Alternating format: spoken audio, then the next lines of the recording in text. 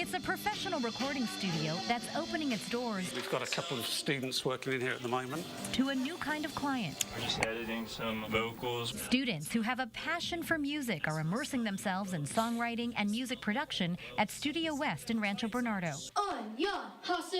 We've been doing the summer camps for 3 years. 13-year-old Peyton Bro and his 11-year-old sister Audrey took part in last year's summer camp, where in 1 week's time, kids learned to collaborate and create a brand new song. I thought it was really cool how I got to make a song from beginning to end. You feel proud because you made a whole song from scratch. Owner Peter Dyson says he got the idea after his own kids took an interest in music. Oh, it's immensely rewarding. I love it. It shows to me that I can have the talent to become something. If you think your child would be so inspired to create one stitch at a time, there's this crafty camp in Encinitas. Sophie's got a skirt going that she's designed. Laura Prince opened up this stitch lounge during the recession in 2009, bringing her background in interior and fashion design to kids, helping them feel a cut above the rest. I made this skirt here at a camp. I really like how it sparkles, and it's just really fun. They just light up. They are so proud of themselves. I'm oftentimes blown away at what they put together. Stretching their imagination. You can be really creative with yourself and you can make anything you want to. And learning skills for the real world. I hemmed my dad's shirt because it was way too big. They're putting you to work at home. Yeah, they are. To keep imagination soaring, RoboLink in Sereno Valley offers camps focused on science, technology, engineering, and math. During the summertime, they make somewhere around 5 to 10 different robots. Students program. There's like unlimited possibilities. Strategize. I taught it so that when it detects a black line, it turns. Then battle it out. If they push each other out, then they win. Hansel Hong and some fellow UCSD grads started RoboLink 5 years ago. They learn in a very fun environment, so they don't even realize that they're learning. This is to go up and down. All right. Yeah. They code and fly drones. Oh my goodness. Trying not to crash. While also learning that failure is just a part of success. I can fail, but I'll just try again, and eventually I'll succeed. A round of shots fired, maybe 6 or 7, coming from the pool area. According to court documents, the San Diego Police Department's helicopter arrived on scene 7 minutes after someone first called 911. From above, they could see multiple people lying near the pool who had been shot and were bleeding.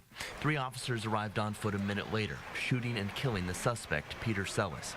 Witnesses told investigators they remember Sellis entering the pool, saying he sat in a chair and drank a beer before opening fire. More people screaming. I called 911.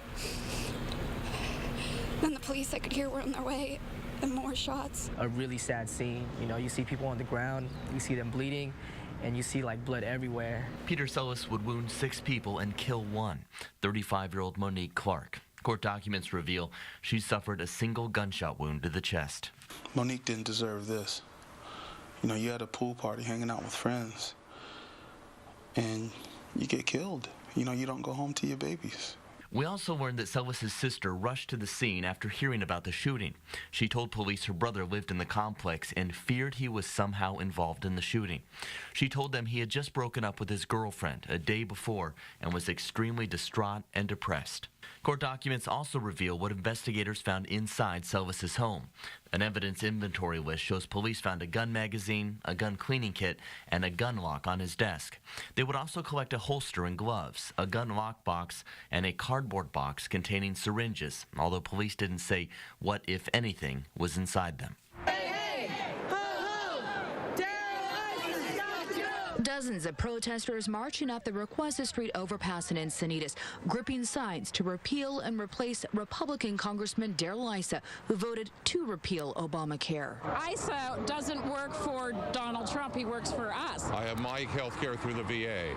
I am deathly afraid that my health care is going to be taken away as well. My point of view, he doesn't have any ears. He just has a mouth. On Sunday, the representative from Vista was in Florida for a fundraiser and addressed protesters. It's a good starting position. It's one that I believe will begin the debate on fixing a broken healthcare system, not just Medicaid, but beyond that. In an email statement, Issa says he's had meetings with constituents and says throughout all those meetings, the most common story I hear is about how Obamacare is hurting Californians. I've made a commitment to repair the damage Obamacare has caused, and I plan to deliver on that promise. You know, I cross party lines all the time. Last week, I was the single. The congressman's been criticized for his lack of town halls. In February, he refereed a weekly Tuesday rally outside his Vista office between protesters and supporters. And in March, one face-to-face town hall in Oceanside since President Trump was elected. We have one scheduled. It's actually a few days more than the moment I go back, but I regularly do it. On Monday, ISA's spokesperson says the town hall is scheduled for May 31st in Oceanside. He already had a town hall. It didn't go very well. I expected to go pretty much the same way. Barbara Lee and Carlo, this is Kokomo. She's a miniature horse, a therapy horse who's been working with veterans and children with special needs at this ranch for the past 2 years. She's been helping some very special men and women heal. We're actually just the stewards. The horses are really the ones who create the magic and make the difference. All right, Coco, come on, little one. Judy Beckett is the executive director of Cornerstone Therapeutic Riding Center. Hi, love bug. How's my big girl? A ranch that uses horses to help injured and disabled service members and veterans suffering from PTSD. We hear so often from the veterans, you know, they don't judge me. They don't care where I've been, what I've done. They accept me for who I am and in the moment. And that's a really key component. Today, volunteers from Home Depot pitched in to give the Equine Therapy Center a facelift, laying down sod, clearing brush, painting buildings, and even raising an American flag. Volunteer Mike Oliver. Being a veteran myself, I really enjoy having an opportunity to give back. It would take us years to accomplish what they're accomplishing in a day.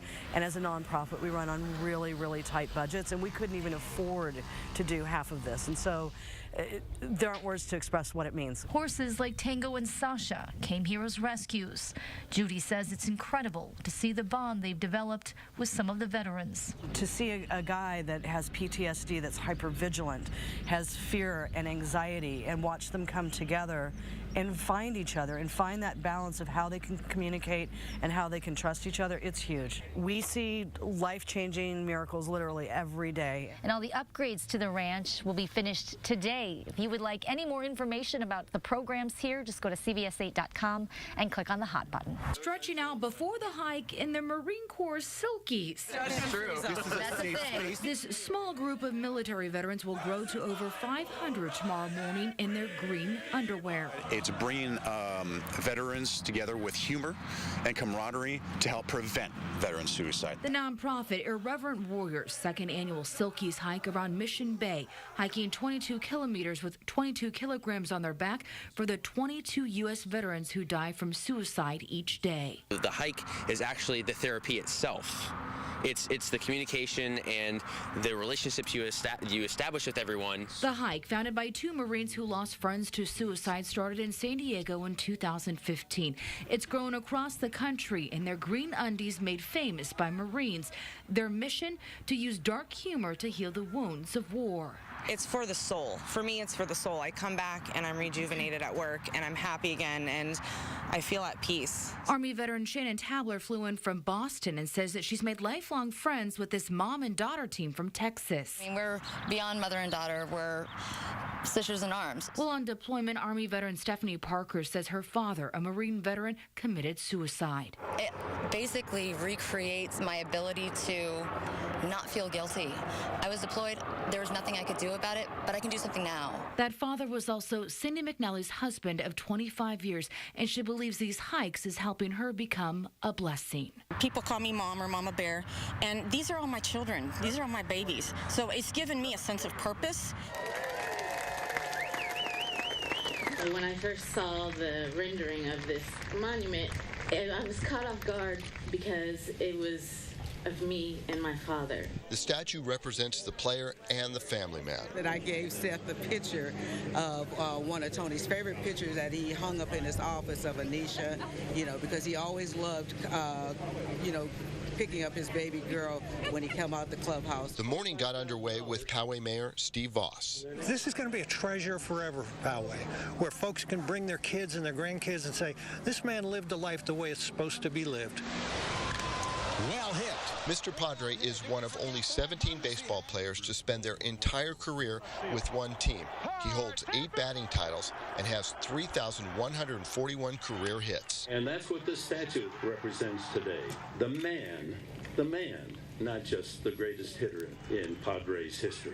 Dick Enberg, his broadcasting partner, shared a time walking to the broadcast booth. Tony, in his own tongue-in-cheek way, smiled and said, "My goal is that everyone in San Diego County that wants my autograph will get one."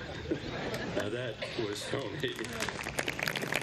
Creating this bigger-than-life bronze statue started with over 250 proposals. Steve Vanderbilt was selected. The goal was to show him not just as the ball player, but really as the family man, as the Poway resident. Anthony Gwynn Jr. spoke of his father going to the Hall of Fame. Being able to stand up there in front of thousands of people and have the honor to say, I did it one way, I did it with one team, and it was the team I loved. And it always brings me back to Poway. It's just nice to be able to celebrate the special day together as a family. When life gets so busy for most moms, this military mother says it's the little things that keep her going. Many times, people don't see how awesome that is. To just have that family being present. She and many moms were honored at the 10th annual Military Moms Brunch at the Sheraton Carlsbad Resort and Spa. We get lonely during the holidays, and then on Mother's Day, we all want a break. So it's nice to be able to come to the Sheraton and not have to cook, clean dishes. It's wonderful. It's a time to give Mom her flowers and a full plate of her favorite food. The Sheraton, I had no idea they do something like this. It's just unbelievable. The brunch was for 150 family members from Camp Pendleton. And what was special for some of these mothers is their spouses got back just in time to celebrate. It's wonderful that it all kind of happened at the same time. Jason Ford was the executive officer for the battalion landing team, a part of the 11th Marine Expeditionary Unit, gone for 7 months. I come home to a beautiful home. The kids are doing great. All the finances are in order. I mean, that's amazing. What a load off my mind. The family worried their 2 little girls might not remember their father, but that wasn't the case, even for their 19-month-old daughter. They just lit up and they just will not let go of Papa. They're very excited to be able to see him and hold him, finally. The couple's parents flew in from out of town to share in the love. Well, it's been a very special day for a mother, and a father, but because our family is united. It's in my heart and why I love you so. And outside, more mothers were treated to live music as this band let the good times roll. This is, wonderful that a community would get together and be so supportive. Oh, yeah. And I noticed this dolphin was way inside where they usually are, and I thought, oh, that's kind of unusual. And Don Balch shot this video after a wayward dolphin beached itself in La Jolla. They were right on it. These guys, they knew enough to turn him around and escort him out, and then one guy tried to kind of cut him off so he wouldn't come in, but he just went around him and came right back in. Beachgoers then tried to get the dolphin back in the ocean. This time he stayed, hopefully for good. Balch then went out to check on the dolphin's progress. So I paddled out just to kind of watch him, and then he came right up to my board. I thought he was going to, thought he was going to ram the board. He was going right at it, and then he kind of turned away. And so it was cool. It was cool. Fortunately, this dolphin managed to stay in the ocean, but that wasn't the case in Encinitas. 2 dolphins also arrived on shore Saturday afternoon, but died before lifeguards and SeaWorld could help. Earlier this week, a 3rd dolphin also beached itself. It's very interesting, but kind of confusing, and definitely, unfortunate and sad that they weren't able to make it. Encinitas lifeguards say they typically respond to just 1 beaching every few years. Still, SeaWorld experts say they don't want to jump to any conclusions. We've seen some different viruses that affect the dolphins and can cause death. So there's stuff out there, but we don't want to speculate on a reason why. Southwest Fisheries Science Center is working to determine a cause of death and hopefully protect dolphins in the water. The information that we gather from these two dolphins and the ones that have come before them help us in future dolphin strandings, why, how to treat them, and what we can do to help them survive and get them back out there. Roll over now! Roll over! This commotion woke residents out of bed. Give me your hands! Listen to what I'm saying, man! I got this. You're gonna get faced again! Put your hand behind your back! Around 8:15, multiple residents called 911, reporting a man possibly on drugs, jumping over fences and trying to break into their homes. 2 deputies found this man, who they described as uncooperative. Put your hands behind your back! Put your hands behind your back! Stop resisting! Go on a second again. You're gonna get zapped! Put your hands behind your back! The deputies finally managed to get the 54-year-old in handcuffs, but he continued to struggle as they asked him if he recently used drugs. It's going to be helpful to tell us what you took so we can help you. Paul Brown recorded the incident on his phone. He couldn't have struggled the way he struggled and not be under the influence of something. He probably didn't realize what he was doing in the first place anyway. So how are you going to give up if you don't know what the situation is or what's happening? Soon after medics arrived to evaluate the man, deputies say he continued to struggle, but his health worsened. En route to the hospital, he stopped breathing, and medics gave him CPR. Doctors pronounced the man dead just before noon. Now, homicide investigators are looking into what happened. Standard procedure whenever force is used and someone dies. We take this very seriously. We want to find out exactly what happened, why it happened, and to review and see if there's any ways that we can better implement the way that we deal with people down the road. 2017. 38-year-old Constantino Acosta Banda faces a judge for the first time since being accused in a drunk driving crash Saturday night that sent 6-year-old Lennox Lake to the hospital with severe head injuries. It's very sad and unfortunate. Deputy District Attorney Christopher Chandler asked the judge to increase Banda Acosta's bond from $100,000 to $230,000 because of the 3 felonies and 1 misdemeanor charge Acosta Banda is facing. In this case, the victim is a young child, a minor, and we've alleged that in our complaint, and it's just terrible for the family. It's terrible for that young child, and our hearts and thoughts and prayers go out to them. 6-year-old Lennox and his family were on their way back from Disneyland Saturday, stopped to eat, and were almost home when they were hit. We spoke with Lennox's father yesterday. He's special. He's loving. He's kind to everybody. He makes everybody that he meets smile. He's got a couple fractures that we need to heal, and some stitches that have to heal. Acosta Banda was convicted of DUI in 2006, and in 2007 he served 60 days in jail for domestic violence. He's been deported 15 times in the past 15 years. It's hard to know that somewhere the system's breaking down, but I'm really just trying to focus on Lennox coming home. Even if Acosta Banda bonded out, today Homeland Security officials ordered him to be taken into custody to pursue additional immigration enforcement action. The deputy DA says he's not focused on how many times Acosta Banda has been deported. That's not really what I'm concerned with in terms of prosecuting the case. My concern is finding out what happened that night. The government made a mistake. They didn't audit their accounts, and this person capitalized off of it. And now that money, I think, is going to be gone and going to be missing from the Social Security funds for many, many years. Every month, the Social Security Administration would direct deposit money into Angel Perez Baraja's account. It was retirement money he was entitled to until he passed away in 1997. The U.S. Attorney's Office says his son, Abel Perez, never told the government his father died and instead collected the money himself for the next 16 years. It is surprising that the government would not have caught that mistake. You know, it took them 16 years to catch that mistake. You know, you would think that they would audit it and basically tie up any loose ends and catch any loopholes in order to make sure money's not being wasted. Court documents say Perez also didn't tell the bank his father died and wasn't an authorized user of his father's account. Yet he managed to take Social Security money from there, totaling more than $250,000. Clearly he knew that that wasn't his money and he didn't have the right to spend that money, and that then becomes a theft. Perez accepted a plea agreement admitting he took the money that didn't belong to him. He faces up to 10 years in prison and agreed to pay back the money, along with a fine of up to $500,000. How is he going to be able to pay that money back while he's doing prison time? That's the question. Will he actually pay back that money? Probably not, and if he does pay it back, how long is it going to take?